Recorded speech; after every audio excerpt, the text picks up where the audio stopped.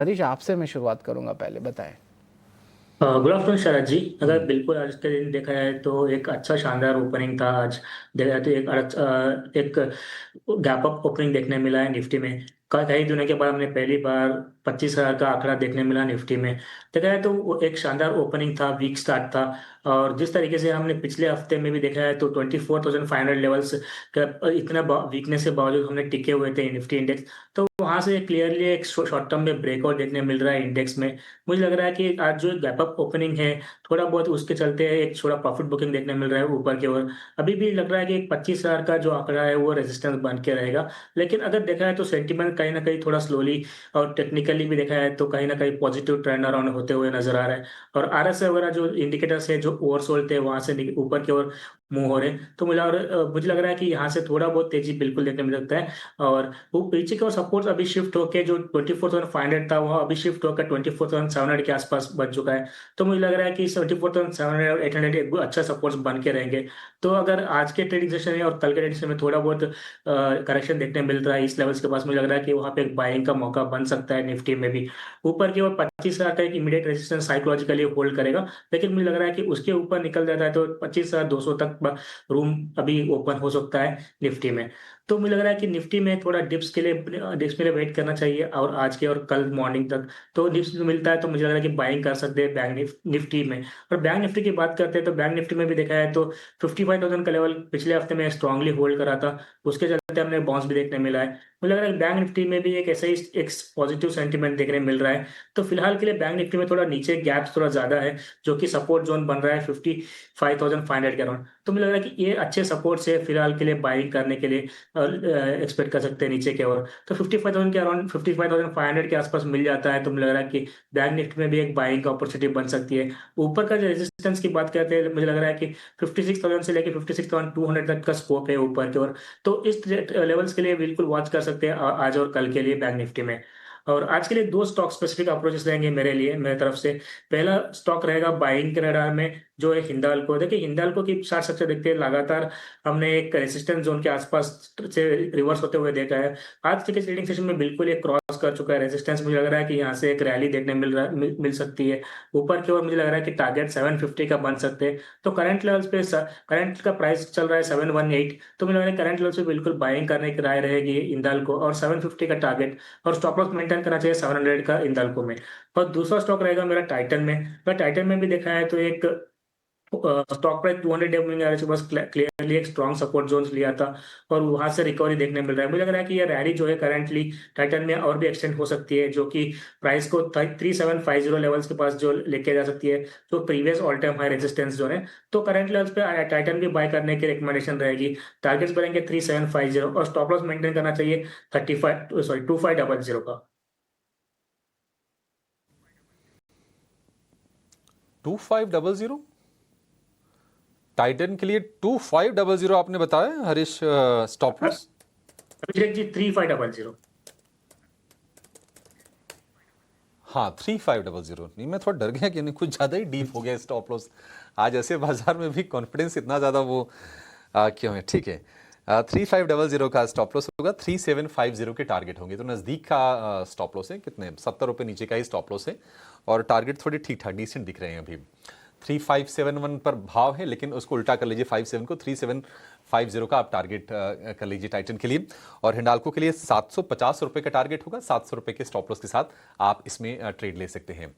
तो एक मेटल का शेयर हम देख रहे थे कि डंपिंग वाली एक न्यूज़ भी थी कि कुछ सेफगार्ड ड्यूटी लगाई जा सकती है मेटल की डंपिंग को रोकने के लिए वियतनाम और चीन से। उसके चलते आज हम अक्रॉस द बोर्ड मेटल में तेजी देख रहे हैं। तो अच्छी खबरें बहुत आई थी ओवर द वीकेंड, और उन अच्छी खबरों को समावेशित करके बाजार ने आज ऊपर की तरफ अपमूव दिया है। मेटल इंडेक्स 0.2% ऊपर आपको दिखाई देगा।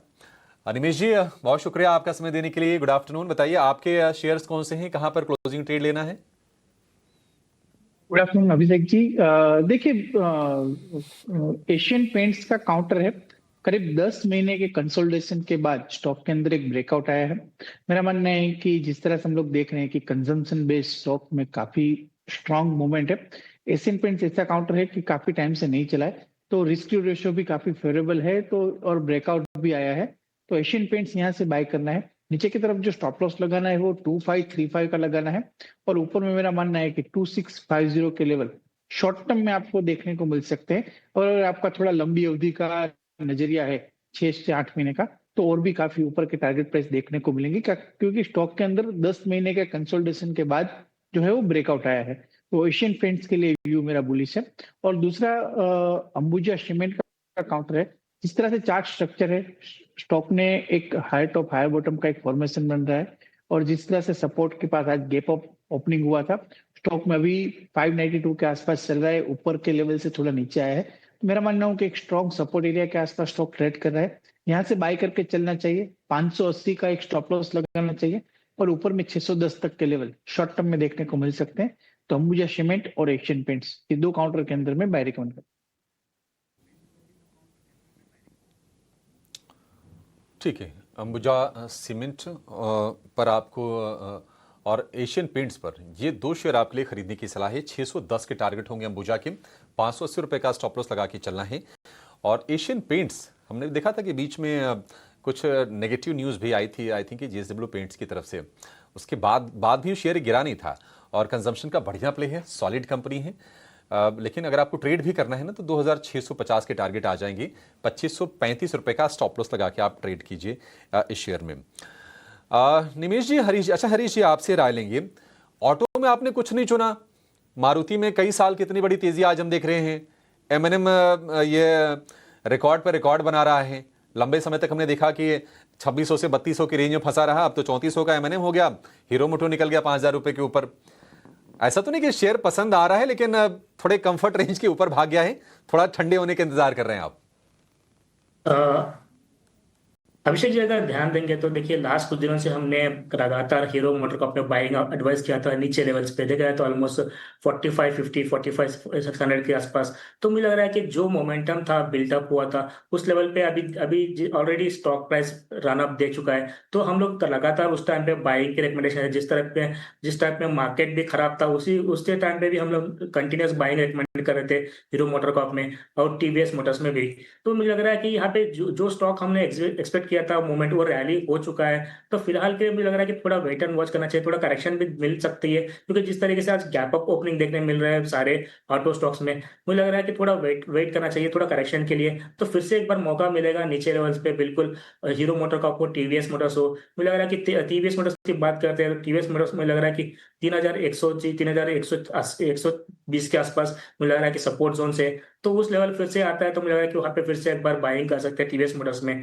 और अगर वही चीज हीरो मोटर कप में देखा है तो ऑलरेडी हमने नीचे लेवल से देखा है, तो जहां पे रिकमेंडेशन किया था 4500 4600 के, वहां से ऑलमोस्ट 6 to 7% का अपमूव देखने मिल रहा है। तो मुझे लग रहा है कि यहाँ पे भी हीरो मोटर कप में डिप में बिल्कुल बाइंग कर सकते हैं। तो फिलहाल के लिए मुझे लग रहा है कि जिस तरीके से आज रैली देखने मिला है तो उसके अंदर थोड़ा कूल ऑफ होना जरूरी है। उसके बाद ही मुझे लग रहा है कि फिर से एक बार री एंट्री करनी चाहिए हीरो मोटर और टीवीएस मोटर्स में।